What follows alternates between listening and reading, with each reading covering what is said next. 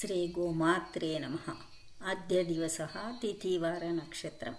आङ्ग्लेयसंवत्सरप्रकारेण 2026 January मासे 28 दिनाङ्कः बुधवासरः।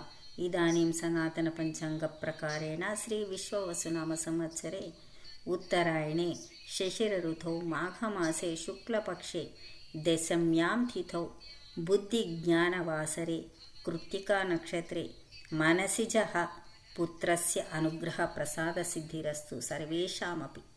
शुभमस्तु तदास्तु। अद्य बुधवासरः सदेवः विद्याविज्ञानसम्पद्दातः।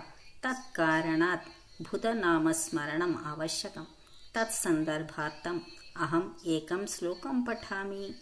बुधः बुद्धिमतां श्रेष्ठः विद्याविज्ञानदायकः प्रसन्नवदनो ध्यायेत् सर्वसम्पत्प्रदो भवेत्। यः भक्तिपूर्वेण सोमतारापुत्रं सौम्य बुधदेवं स्मरेत् नित्यं वा स बुधग्रहदेवः तस्मै विद्याविज्ञानसम्पदं ददाति।